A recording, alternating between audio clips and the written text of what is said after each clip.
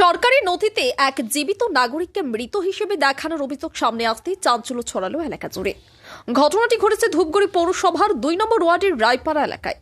অভিযোগ অনুযায়ী রায়পাড়ার বাসিন্দা নন্দলাল রাম দীর্ঘদিন ধরে নিয়মিত ভোট দিয়ে আসেন। সম্প্রতি ভোটার তালিকার বিশেষ সংশোধনী কর্মসূচির সময় ব্লক লেভেল অফিসার তার বাড়িতে গিয়ে প্রয়োজনীয় ফর্ম সংগ্রহ করেন এবং সেই ফর্ম যথাযথভাবে জমা দেওয়া হয়। কিন্তু খসড়া তালিকা প্রকাশের পর দেখা যায় সেখানে নন্দলাল রামকে মৃত হিসেবে চিহ্নিত করা হয়েছে। এই তথ্য সামনে আসতেই হতবাক হয়ে পড়েন সংশ্লিষ্ট ব্যক্তি ও তার পরিবার। কোথায় থাকেন? ২ নম্বর ওয়ার্ড রায়পাড়া। বলছি এই যে খসড়া তালিকা প্রকাশিত হয়েছে, মানে কি এসছে আপনার? এখানে আমার ভোটার লিস্টে নাম আসছে মৃত। আমি তো মানুষটা জীবিত আছি, কিন্তু আমার ভোটার লিস্টে নাম হচ্ছে মৃত। আমি আছি এইটা এখন সংশোধনটা তো কিভাবে করতে হবে সেটা তো আমার কোনো মানে কিছু আপনি জানা নেই। জীবিত, তারপরেও মৃত এলো কি করে? তারপরে মৃত। আমার তো কাগজপত্র সবই আছে, সব ডকুমেন্ট আছে। বিএলও আপনার বাড়িতে যায়নি সার্ভেতে? সার্ভেতে যায় নাই, মানে এমনি কাগজ দিয়ে গেছিল। যখন কাগজ দিয়েছে আপনাকে পাইনি বাড়িতে? না, পাইছিল। তাহলে কি করে মৃত এলো, কি মনে হয়? এখন কি করে মৃত হলো সেটা তো আমি বলতে পারতেছি না। আপনার ফর্ম ফিল আপ করছিলেন? হ্যাঁ, ওই যে ফর্ম ফিল আপ আমার আছে।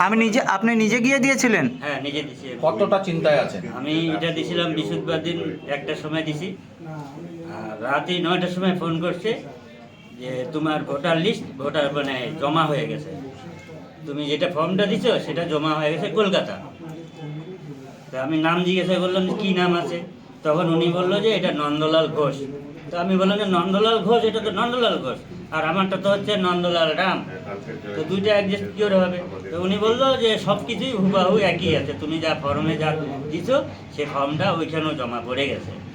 তোমারটা এটা এখন আমরা দেখতেছি, এখন কি করা যায়। মানে আপনার নামের ফর্ম অটোমেটিক কলকাতাতে একটা সাবমিট হয়েছে, সাবমিট একই ভোটার কার্ড নাম্বার দিয়ে? একই নাম্বার দিয়ে।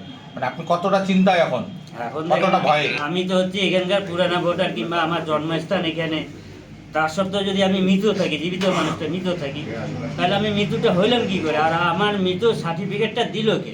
বলছি আপনি কতটা চিন্তায় এখন, কতটা ভয়ে আছেন?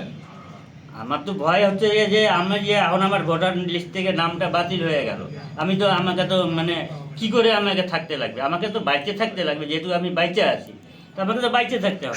সরকারি সুযোগ সুবিধা থেকে বঞ্চিত হবেন কি? হ্যাঁ, সব দিকেই বঞ্চিত হয়ে যাবো। আমার তো ভোটার ফটো বয়ান্ট হয়ে গেছে। সরকারি নথিতে নিজেকে মৃত দেখে মানসিকভাবে বিপর্যস্ত নন্দলাল রাম। তার আশঙ্কা এই ধরনের ভুলের কারণে ভবিষ্যতে বিভিন্ন সরকারি পরিষেবা ও নাগরিক অধিকার নিয়ে সমস্যার মুখে পড়তে হতে পারে। ঘটনাকে কেন্দ্র করে রাজনৈতিক প্রতিক্রিয়াও শুরু হয়েছে। শুক্রবার তৃণমূল কংগ্রেসের জলপাইগুড়ি জেলার সাধারণ সম্পাদক রাজেশ কুমার সিং নন্দলাল রামকে সঙ্গে নিয়ে নির্বাচন সংক্রান্ত প্রক্রিয়ায় আরও সতর্কতা ও স্বচ্ছতার দাবি জানান। তিনি বলেন, কোনোভাবেই সাধারণ মানুষের নাম বা পরিচয় সংক্রান্ত বিষয়ে গাফিলতি হওয়া উচিত নয়। এদিকে নিজের নাম সংশোধনের জন্য প্রশাসনিক দপ্তরে দপ্তরে ঘুরতে হচ্ছে নন্দলাল রামকে। দেখুন, এর থেকে দুর্ভাগ্যের কিছু হয় না। একটা জীবিত মানুষ, তাকে ভোটার লিস্টে দেখাচ্ছে মৃত। আমরা বারবার বলেছিলাম যে এসআইআর হোক, এসআইআর নিয়ে কোনো আপত্তি নেই, কিন্তু এত শর্ট টাইমে নির্বাচন জেতার জন্য বিজেপি এবং নির্বাচন কমিশন যেভাবে কাজ করেছে, এটা হওয়াটাই স্বাভাবিক। এত শর্ট টাইমে একটা মানুষের পক্ষে সব কিছু করা সম্ভব নয়, কিন্তু নির্বাচন কমিশনের ডেডলাইন বেঁধে দিয়েছে। তাদের ভোটে জিততে হবে, তাদের যৌথ উদ্যোগে। সেই কারণে আজকে জীবিত মানুষ মৃত। এই যে অসহায় মানুষ এতদিনের দীর্ঘদিনের ধূপগুড়ি ২ নম্বর ওয়ার্ডের পৌরসভায় বসবাস করে, তার মানসিক অবস্থা কি হয়, তার পরিবারের অবস্থাটা কি হয়, এটার যদি কিছু ঘটে যায় তার দায় কি নির্বাচন কমিশন নেবে? এটা আমরা মেনে নিতে পারি না। আমরা এই কারণেই মমতা বন্দ্যোপাধ্যায় বলেছেন যে একটা সময় বিন করে কিন্তু আজকে এসআইআরটা হোক, কিন্তু এত দ্রুত গতির সাথে করতে গিয়ে এই সিস্টেমগুলো হবে। দ্রুতই ভুল সংশোধন করে সঠিক ভোটার তালিকা প্রকাশের দাবি জানিয়েছেন তিনি ও তার পরিবার। এই ঘটনা ভোটার তালিকা সংশোধন প্রক্রিয়ায় আরও দায়িত্বশীলতা ও যাচাইয়ের প্রয়োজনীয়তার দিকই প্রশ্ন তুলছে বলে মনে করেছেন এলাকার বাসিন্দারা। Bureau news 24x7 Dhupguri.